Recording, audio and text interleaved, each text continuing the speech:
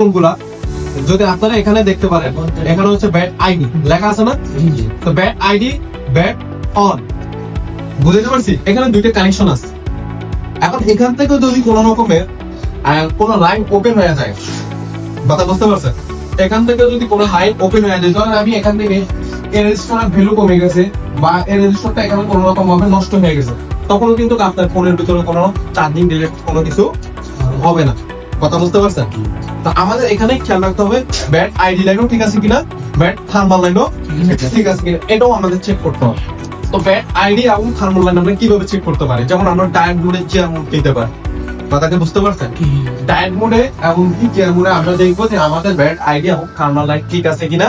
সেটাতে আমরা যেমন আমাদের আইডি এবং থার্মাল লাইনে কত পাই, 800 থেকে 900 এর ভিতরে আমরা জিআর ভ্যালু পেয়ে থাকি, কথা বুঝতে পারছেন?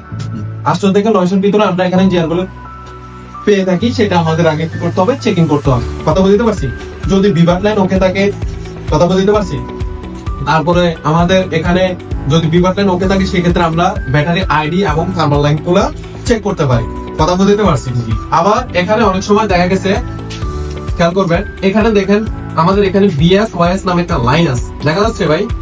বিএস ওয়াইএস, কথা বুঝতে পারছি? তো এখানে যদি বিএস ওয়াইএস নামে লাইন দেখতে পাচ্ছেন, এখানে আবার বিএসটি ক্যাপ লাগানো আছে। এখন আপনার আইডি লাইন থার্মাল লাইনও ঠিক আছে, কথা বুঝতে পারছি? আইডি লাইন এবং থার্মাল লাইনও ঠিক আছে। বিভাগ ভোল্টেজ তো মোটামুটি আসে, কিন্তু ড্রপিং করতেছে, তারপর আমার ফোনে কিন্তু কোনো রকম চার্জ হচ্ছে না, ঠিক আছে? মানে ড্রপ করতেছে। তো এখন আমাদের এখানে মূলত অনেক সময় এই যে বিএসটি যে ক্যাপটা আছে, দেখা যাচ্ছে যেটা হচ্ছে আমাদের কয়েলের সাথে লাগানো, দেখা যাচ্ছে এখানে আমাদের কয়েলের সাথে লাগানো, সেটা হচ্ছে আমরা বিপিএস লাইন বলি, ঠিক আছে? এখন এই বিএসটি ক্যাপের এক পয়েন্টে থাকে আমাদের 8 থেকে 9 ভোল্ট।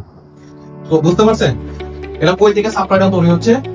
এটা হচ্ছে আমার চারটি আইসি থেকে সাপ্লাইটা তৈরি হচ্ছে, 1 থেকে 9 ভোল্ট একটা পয়েন্টে পাবো।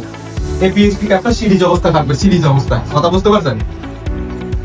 এখন এই বিএসটি ক্যাপের কিন্তু এক পয়েন্টে থাকবে 3.7 থেকে 4.2 ভোল্ট, আর এক পয়েন্টে থাকবে 8 থেকে 9 ভোল্ট, ঠিক আছে? ওই 8 থেকে 9 ভোল্টটা হচ্ছে চার্জিং এর জন্য, কথা বুঝতে পারছেন? 8 থেকে 9 ভোল্ট যেটা, ওটা হচ্ছে চার্জিং এর জন্য। কিন্তু এই বিএসটি ক্যাপ যদি কোনো রকম ভাবে এখানে নষ্ট হয়ে যায় বা এখানে যদি সেই এখানে লিকেজ হয়ে যায়, তো সেই ক্ষেত্রে আপনার ফোনের ভিতরে কোনো চার্জিং হবে না। কেন হবে না? কারণ আপনার এই বিএসটি কার্ডটা আপনার চার্জিং এর এক পয়েন্ট, মানে চার্জিং এর ইয়ার সাথে লাগানো, এইচ নম্বর যে পিনটা আছে এটার সাথে লাগানো আছে। এখন এটাও কিন্তু একটা ভোল্টেজের কাজ করছে এই জায়গায়, কথা বুঝতে পারছেন? এখন মূলত আপনি যখন দেখতেছেন যে আপনার বিভাগ লাইন, তারপর হচ্ছে আপনার ভিভাস লাইন, ওটা মোটামুটি ঠিক আছে। যেমন বিভাগ লাইনে কি করতেছে, ভোল্টেজটা ড্রপিং করতেছে, ভোল্টেজটা প্রপার আসতেছে না, কথা বুঝতে পারছেন? তো সেই ক্ষেত্রে আমরা কি করতে পারি, এখানে আমাদের এই যে এখানে যে বোর্ড ক্যাপটা আছে, বিএসটি ক্যাপ যেটাকে বলে, এই ক্যাপটাকে আমাদের চেক করে নিই। এই ক্যাপটাতে যদি 8 থেকে 9 ভোল্ট তৈরি করে, তার মানে এই লাইন কানেকশনটা কি আছে, ভালো আছে। এরপরে